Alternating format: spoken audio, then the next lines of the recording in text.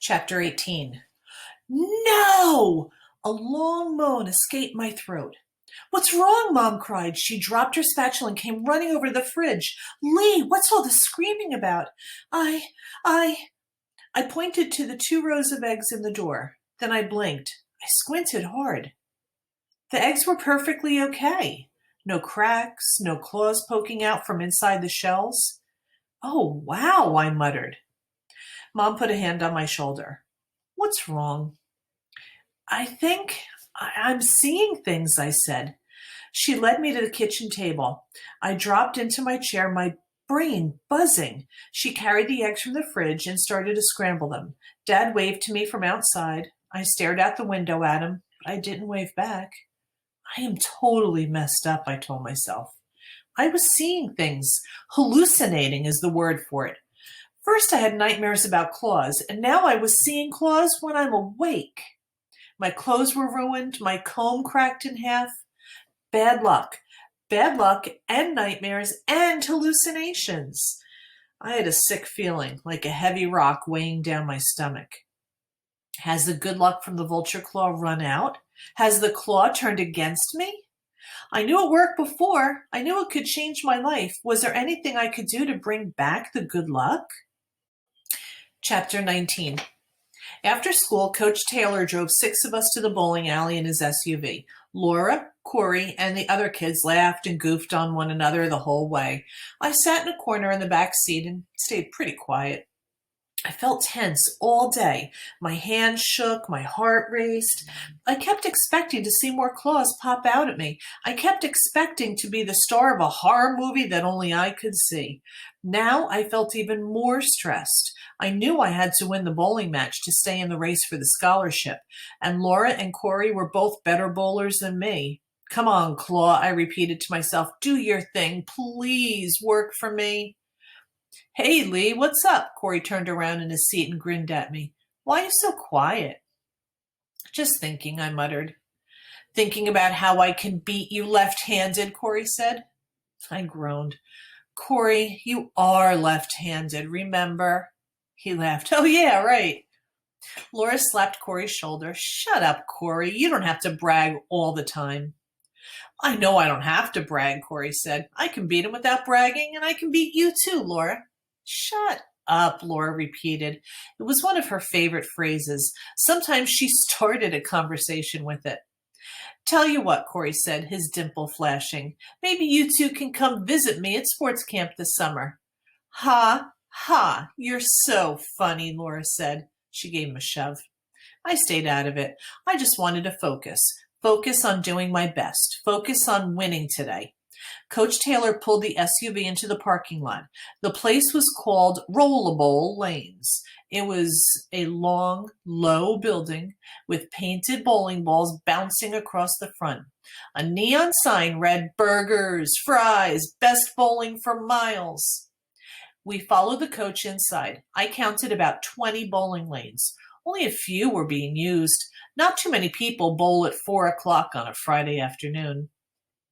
I saw an ice cream counter across from where you get your bowling shoes and a small burger place with 4 or 5 tables next to it. The manager gave us lanes at the very end. We trotted down to them and picked out our bowling balls. I had to have a blue one. It's my favorite color. I sat down on the bench next to Laura and a 6th grader named Gray Haddix. Gray's a big dude with short blonde hair and a red face that always looks like he's blushing. He lives for sports. He's on the soccer team and the track team. Actually, I think he's on every team. I don't know Gray very well. He's very shy and quiet except when he's playing sports, and he hangs out with another crowd, some kids from the high school. Gray bowled a strike on his first turn. He pumped his big fist in the air and came back to the bench with a huge smile on his red face. Laura and Cory got off to bad starts. Laura's first 2 rolls were gutter balls. She scored a big zip. Cory knocked down only 3 pins in 2 tries. He muttered angrily to himself, slapping the ball like it was the ball's fault. I kissed the claw, then stepped up for my first try. I'm not a great bowler. I can never decide which foot to lead with. But I got off to a good start. I bowled an 8 in the first frame, and I had a spare in the second frame, and an 8 in the third frame. By the 10th frame, Cory, Laura, and Gray were ahead of me, but only by a few points. The other kids were way behind us. I studied the score sheet. If I could bowl a spare in this frame, I would win the game. Now I was really excited. I can do it, I told myself. I can win this thing. My heart began to race. My hands were sweaty. I dried them off on a towel. I stepped into the lane. I took a deep breath, raised the ball, sent it rolling down the center of the alley, and knocked down 8 pins. Okay. The remaining 2 pins were close together on the right. An easy spare to make me the winner. I waited for the ball to return. I wiped my sweaty hands on the towel again. I took a deep breath. Then I stepped onto the lane. I could see Cory, Laura, and Gray watching me, intense stares on their faces. I touched the claw under my shirt. Please come through for me. Please bring me good luck. Would the claw do its job? I pulled the ball back and started my approach. Chapter 20. I took 2 steps, swung my arm forward, and the ball slipped off my hand. It dropped hard and fast. I heard a heavy thud as it crushed the top of my bowling shoe. Ow! I opened my mouth in a howl. A crushing pain shot up my leg. I dropped to the floor, twisting in agony. My toes! I broke my toes! I broke my foot! I shrieked. Gray dropped down beside me. He put a hand on my shoulder and kept telling me to calm down. Help was on the way. By the time Coach Taylor showed up, I'd stopped screaming and writhing on the floor, but my foot still throbbed with pain. The coach and Gray lifted me to my feet and helped me to the bench. Taylor gently pulled the bowling shoe off and the sock off my foot. He tested the ankle and toes. The foot isn't broken, he said. He massaged the foot carefully. He frowned. Maybe you broke your little toe, but there's nothing you can do for that. I swallowed. You mean, yeah, you just have to put up with the pain, Taylor said. It'll feel better after a while. I rolled my eyes. After a while? The whole foot throbbed. I couldn't believe every bone wasn't broken. I slumped onto the bench. I had lost the game. Laura won by 3 points. Cory was 1 point behind her, and Cory came in third. Coach Taylor was studying the score sheet. Do I get any points for sportsmanship or for improvement? I called to him. He didn't answer. A cold feeling of dread rolled over me. In the competition for the scholarship, I was definitely falling further and further behind. We changed back into our real shoes. My foot didn't hurt that much, but the little toe was so painful I couldn't touch it. It was bright red and totally swollen. I squeezed the foot into my shoe and I limped after Cory and Laura toward the exit. We were nearly to the door when Cory bent down and picked up something from under a chair.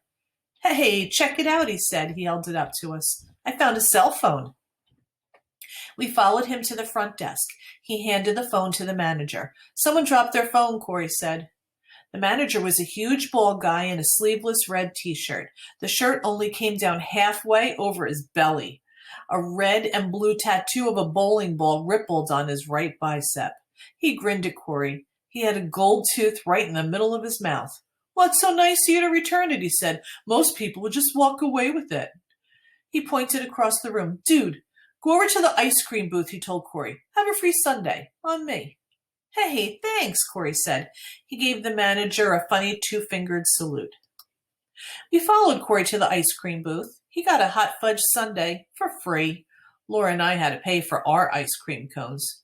Cory flashed me a thumbs up. Excellent sundae, he said. I guess my luck is still good. I forced a smile, but I wasn't smiling inside. My little toe was killing me. It throbbed and ached so bad it was hard to think. Yes, Cory's luck was still good, and what was mine? Bad, bad, bad. Nothing but bad. I stared at Cory gulping down a big spoon of ice cream covered in hot fudge. And as I watched him, the ice cream fell out of my cone and landed with a splat on top of my shoe. I didn't even bother to wipe it off. My heart started to pound. I realized my life was spinning out of control. I was losing the competition, hallucinating, getting injured. At least it can't get any worse than this, I thought.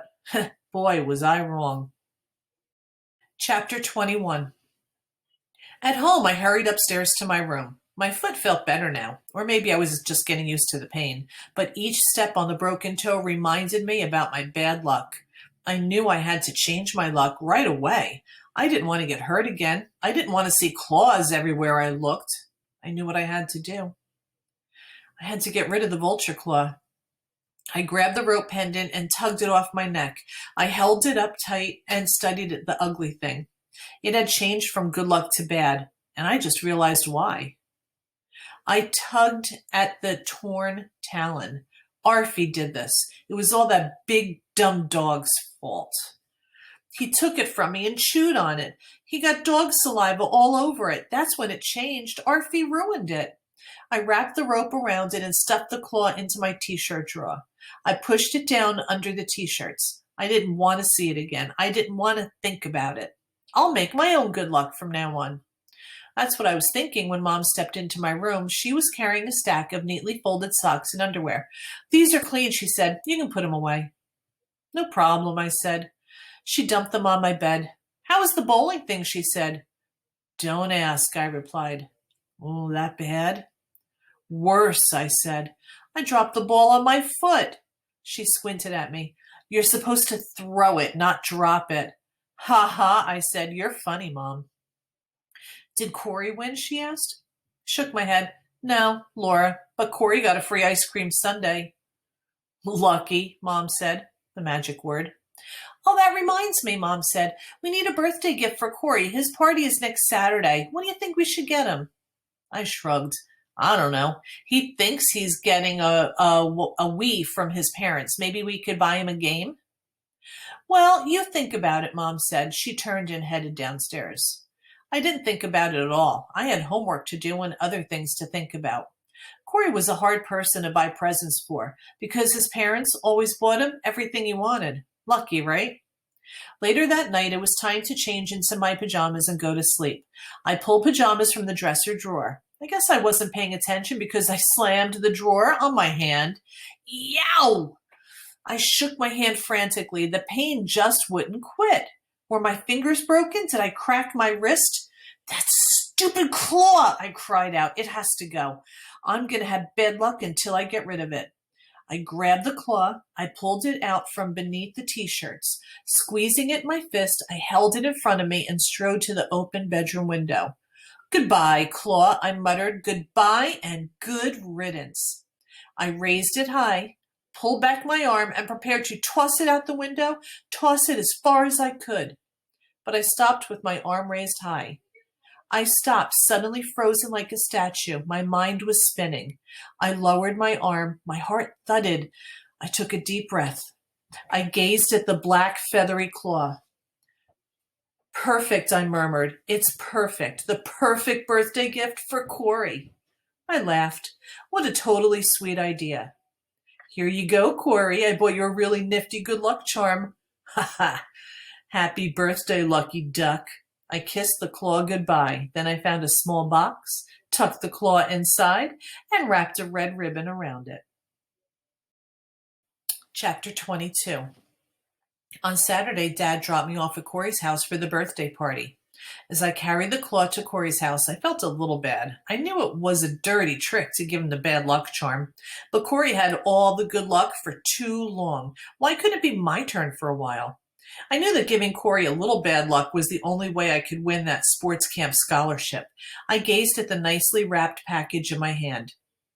It's the birthday party of no return for Cory, I thought. This is where everything changes. But I had a funny feeling in my stomach as I rang the doorbell. I just hope Cory's bad luck isn't too bad, I told myself. Mrs. Duckworth opened the door. Cory looks a lot like his mom, the same blonde hair and blue eyes, and she has the dimple on her chin, too. Hi, Lee. She stepped aside so I could walk in. Everyone is downstairs. Just follow the noise. Cory's basement is a giant playroom. That's where the family hangs out. They have a huge flat-screen TV down there and the shelves of books and board games and every toy Cory ever owned in his life. Tables and a bar with a real soda dispenser that has about 6 different kinds of soda pop. Lots of stereo equipment and a real karaoke machine. I mean, it's everything you'd want in one huge room. And it was packed with kids now. I recognized just about every kid from school and some cousins of Cory's I'd met before, and I saw a bunch of kids I didn't know. "Hey, how's it going, Lee?" Cory greeted me. We bumped knuckles. He was wearing faded cargo jeans and a red and black t-shirt that said "Birthday Dude" in big letters. "Happy birthday," I said. I waved my present in front of him. Just add it to the pile," Cory said. He pointed to a card table stacked high with brightly wrapped presents. I dropped my present on the pile. I had that funny feeling in my stomach again. "Stop thinking about it," I scolded myself. "He deserves a little bad luck." I turned and gazed around the room. Kids were having a great time. Music thundered. I spotted Laura with some other girls, all carrying plates with pizza slices. "My parents gave me a Wii," Cory said. "Check it out." He pointed to the big TV against the wall. A bunch of kids were huddled around it. Gray Haddix was playing tennis. He was swinging the controller hard, killing each serve. A tall blue and white iced birthday cake, loaded with candles, stood beside the food table. I walked over and grabbed a handful of tortilla chips. "Awesome party," I told Cory, shouting over the music. Some guys had found a soccer ball and were batting it back and forth across the room. Few girls had turned on the karaoke machine, but you couldn't hear them over the roaring music. I hung out with some guys for just a while, just goofing and talking about stuff. There was a huge bouquet of balloons floating near the stairway. Some guys thought it was funny to pop them and make kids scream. Suddenly, the music stopped. Mrs. Duckworth strode across the room. "Time for Cory to open his presents," she announced. She dragged a big trash can up to the table. "Put the wrappings in here," she told Cory. "Everyone gather round." We all huddled in front of the gift table, dropping onto couches, chairs, and the floor. Few kids kept playing Wii. The sounds of their game rang off the low ceiling. With his mom watching from the side, Cory began opening presents.